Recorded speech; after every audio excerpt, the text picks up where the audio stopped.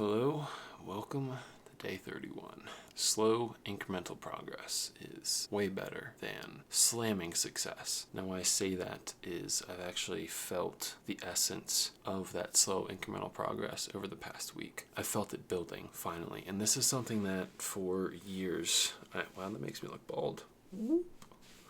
For years, I have almost been hoping for the slamming success, and I would say more accurately envisioning what it would take to achieve the slamming success. Almost thinking that it's necessary to do something that is just going to turn over an immediate huge win. Whereas the answer to the greatest endeavors that have been accomplished, with the rare few of just sheer luck and miraculous things that have happened, most incredible human feats over the millennia have been results of slow incremental progress and journeys that involved showing up day after day after day, failure after failure after failure, and just coming to the table with whatever it is that you have and trying your best. I've known that, and I've failed to follow through on that for years, and that's what's prevented me for a decade to start a journey, to begin on an endeavor like this. So for the past week,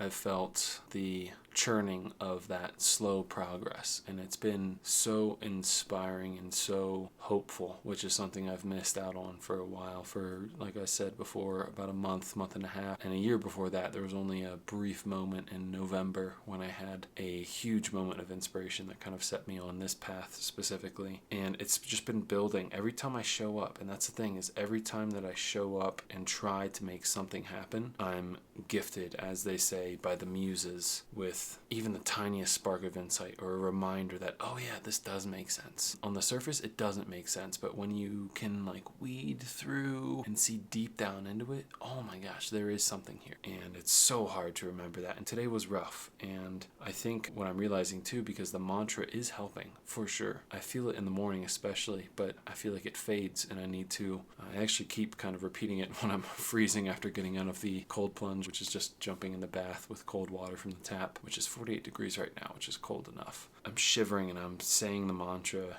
I am kind, I am capable, I am confident, I am courageous. And it sounds silly, but it's important. I think it really is important, and I think it's going to make a huge difference in the long run. And these are those things that add up over time. Another huge thing is I've noticed my defaults shifting. While today and yesterday were kind of rough, they kind of sucked. I would say even Monday. Monday was probably worse. Today was interesting. It wasn't the worst day as far as productivity goes, but I see my default behaviors wanting to take hold, and it's hard to shut those off. But I also notice it's so subtle, but I notice some progress in that there's another voice, almost like a new voice that I'm giving more food and more power to, that's saying, no, we should be doing something more productive than this self-sabotaging behavior that is one of the old patterns that I've been trying to rid myself of for, like I said, better part of a decade. Spiritual health is the section we're going to close this off with from the self-interview for the IAN coach exercise. Spiritual health, question number 1.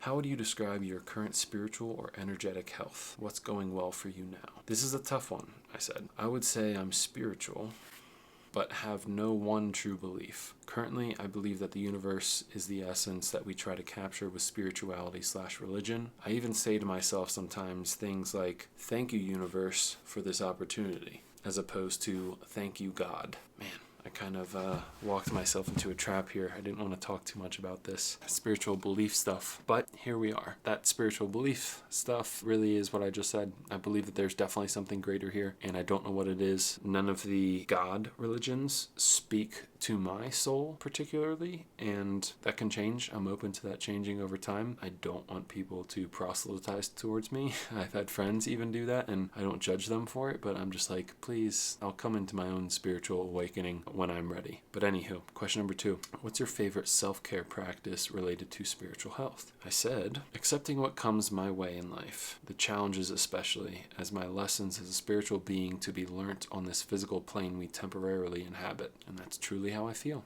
I think that's why we're here, is to learn whatever lessons the universe provides us through our experiences, especially the challenges. Question 3, how are you currently connecting to a sense of purpose or something greater than yourself? I said, by pursuing my passions of helping others with this channel, as well as my new pursuit as a health coach. And that's 100% it. That's my goal. It's about participating. I know that for a fact, and it's about giving back. It's about giving, period. I'm trying to figure out how I can give. What can I give? That's been such a struggle for me, and I think that I'm onto something here. And I'm praying as if I prayed. I just said I don't believe in a God, but my form of praying, in the back of my mind, I'm spiritually praying for this to be it. Number 4, last question.